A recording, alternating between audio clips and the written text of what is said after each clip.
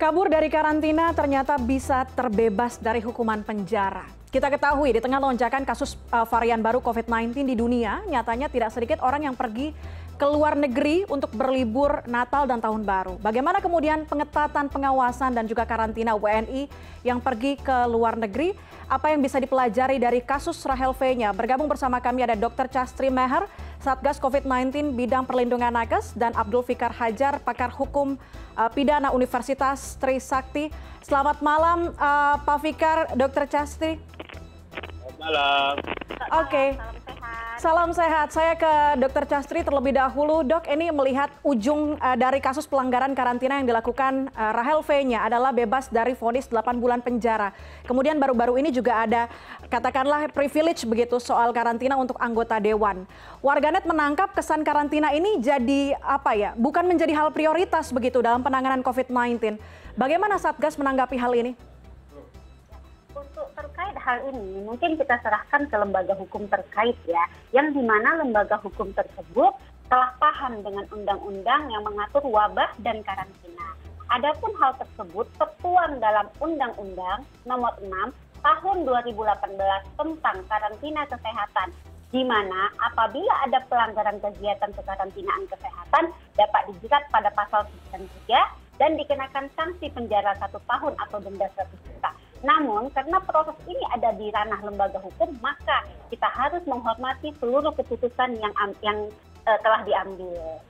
Oke, tapi kalau ini kan berhubungannya dengan kesehatan, untuk meminimalisir angka COVID-19 penularannya, seberapa penting karantina saat ini?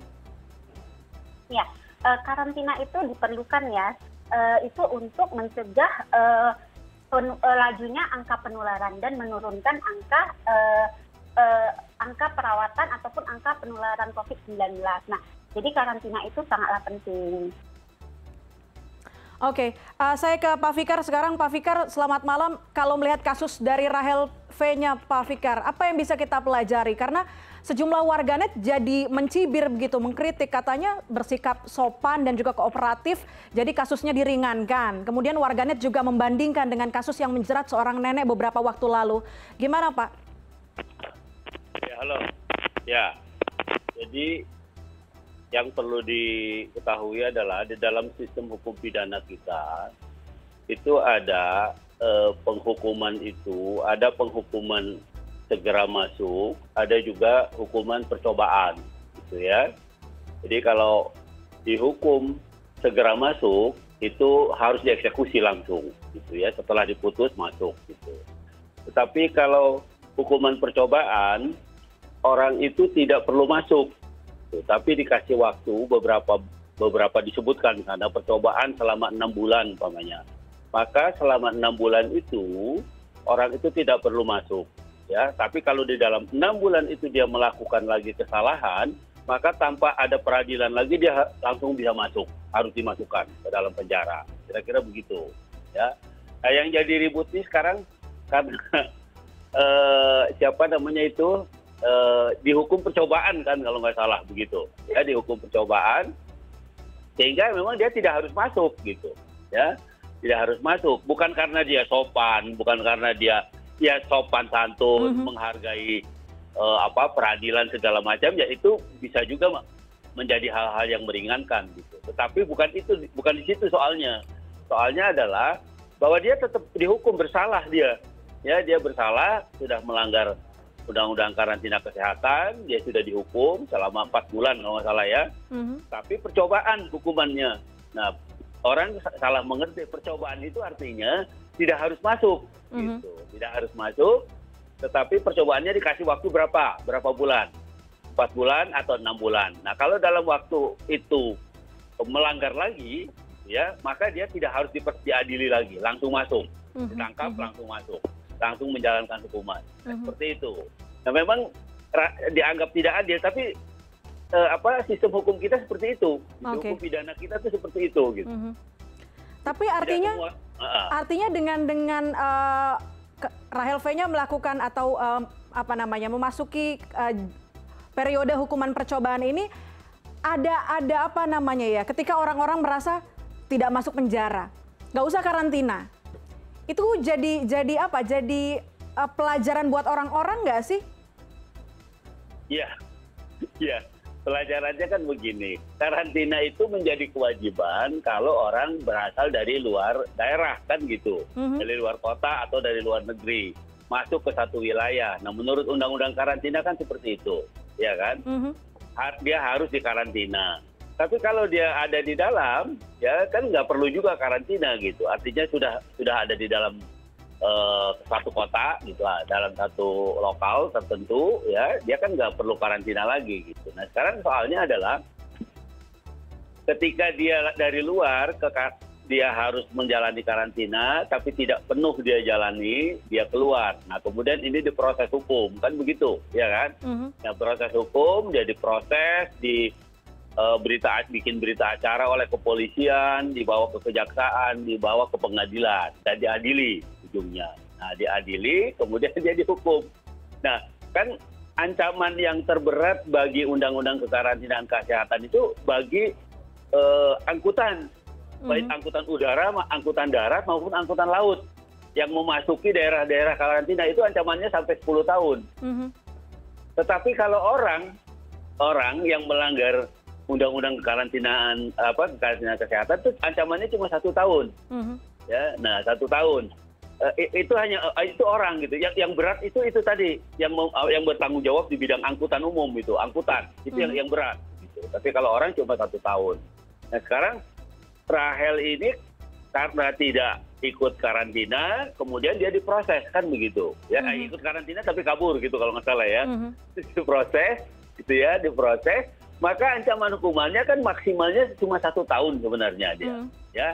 Tapi kemudian hakim menjatuhkan cuma berapa bulan itu, 4 bulan kalau nggak salah, 4 bulan pun percobaan, gitu. Nah pakai percobaan itu tadi, ya.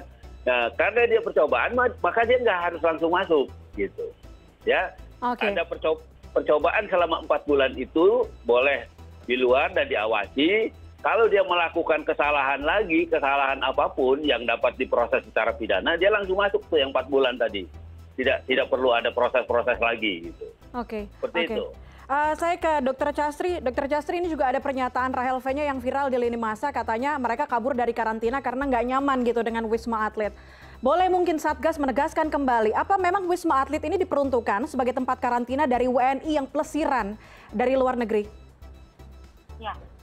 Untuk ini ya, untuk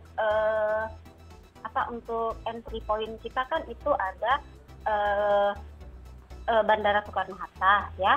Selain itu juga kan setelah dari Soekarno-Hatta itu kita bawa ke pusat karantina. Nah kalau untuk untuk dilakukannya karantina memang di tempat yang telah ditetapkan.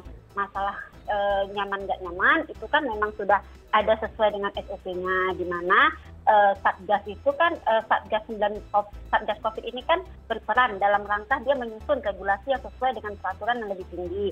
Nah, jadi kalau misalnya ada pelanggaran karantina seperti yang dilakukan Rahel ini, nah Satgas COVID-19 ini kan seperti saya sebutkan tadi berperan dalam rangka menyusun regulasi yang sesuai dengan peraturan yang lebih tinggi dan melakukan pengawasan serta pengendalian. Di mana sifat Satgas ini adalah kolaborasi pentahelix yang lintas sektor dan lintas program.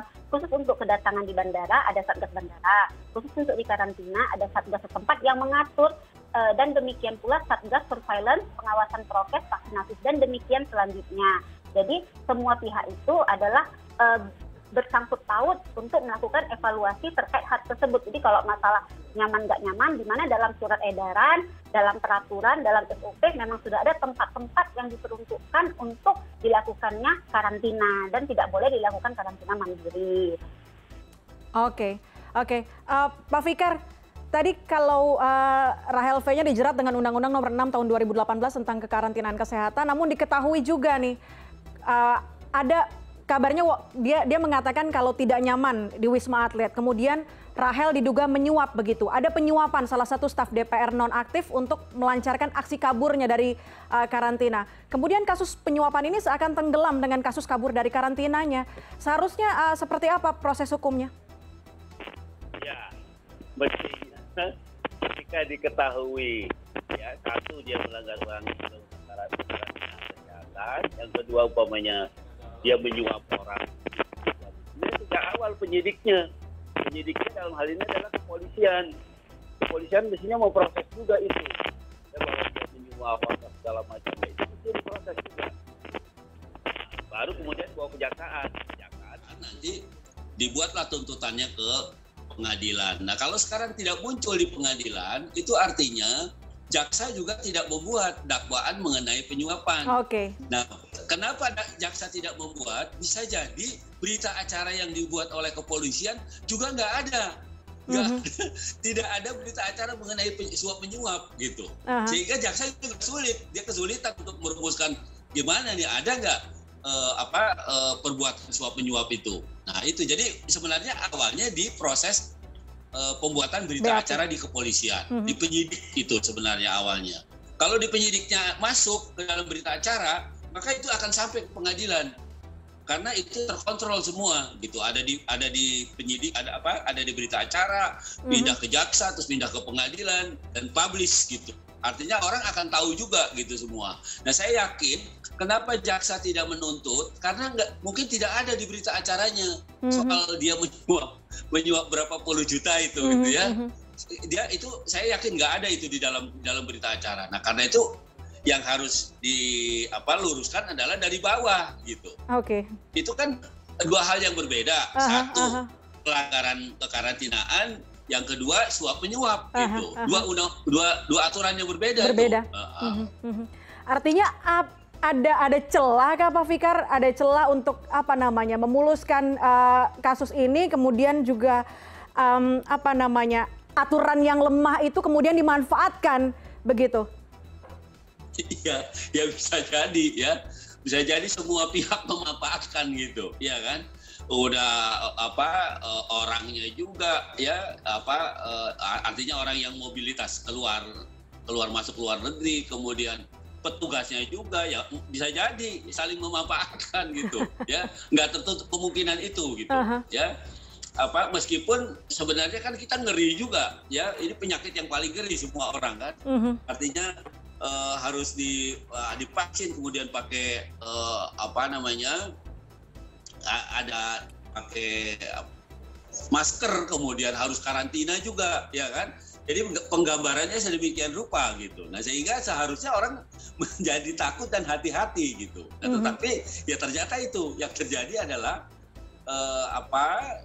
aturan-aturan itu lebih banyak dilewatkan saja akhirnya kan begitu. Tidak karantina, bisa jalan-jalan, segala macam gitu, dan sebagainya. Nah karena itu menurut saya kalau ada tuduhan lain atau dakwaan lain, mestinya sejak awal gitu. Sejak awal itu masuk terekam di dalam berita acara pemeriksaannya gitu.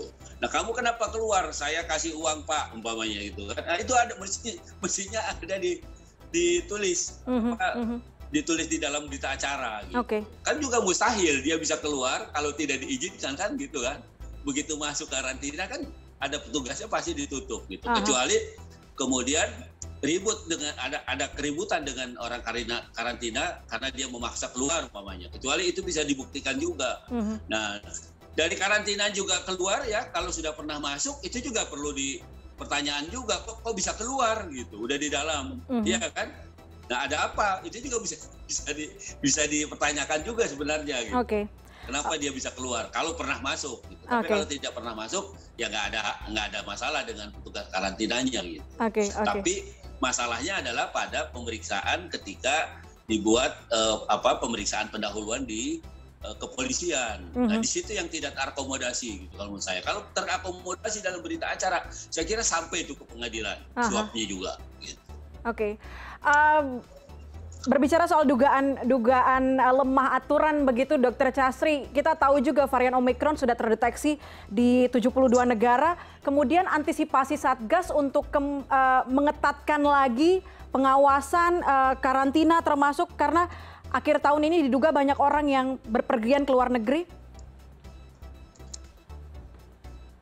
Antisipasi untuk mencegah dan menghambat varian Omicron masuk ke Indonesia. Salah satunya dengan memperketat pembatasan dan kedatangan dari luar negeri ya, dan memperpanjang masa karantina. selama 10 hari. Selain itu juga meningkatkan pengawasan di daerah dengan sistem active case spending dan mempercepat vaksinasi untuk mengejar target 70% cakupan di akhir tahun. Nah, selain itu juga semua pihak harus terus meningkatkan kewaspadaan dan penerapan prokes dalam acara berskala internasional.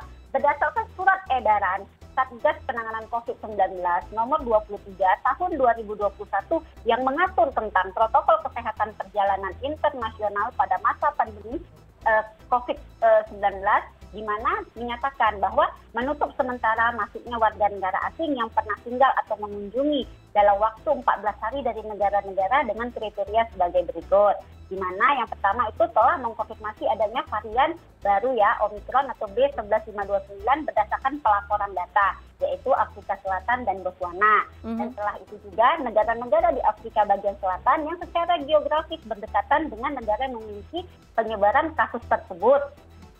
Adapun poin selanjutnya, dikecualikan bagi pelaku perjalanan yang memenuhi sejumlah kriteria, diantaranya tidak memiliki riwayat perjalanan dalam kurun waktu 14 hari.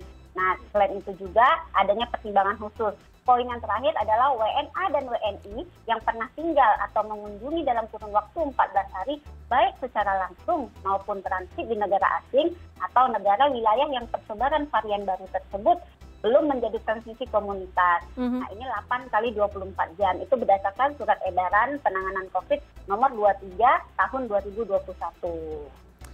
Oke, baik. Artinya pengetatan juga dilakukan oleh Satgas di masa Natal dan Tahun Baru ini, libur Natal dan Tahun Baru ini. Tapi semoga dengan adanya kasus Rahel V-nya ini yang kemudian masuk masa percobaan dan dibebaskan dari hukuman penjara, bisa jadi pelajaran juga untuk Satgas dan termasuk pemerintah bagaimana menguatkan aturan lagi bagi orang-orang yang bepergian ke luar negeri, pelesiran ke luar negeri kemudian kembali ke Indonesia. Karena dikhawatirkan kembali membawa varian baru dari COVID-19 dan bisa menyebarkan kepada masyarakat Indonesia. Pak Abdul Fikar Hajar, terima kasih banyak sudah bergabung bersama kami. Dr. Chastri Meher, Satgas COVID-19 bidang perlindungan nakes, terima kasih sudah bergabung bersama kami. Selamat malam. Malam.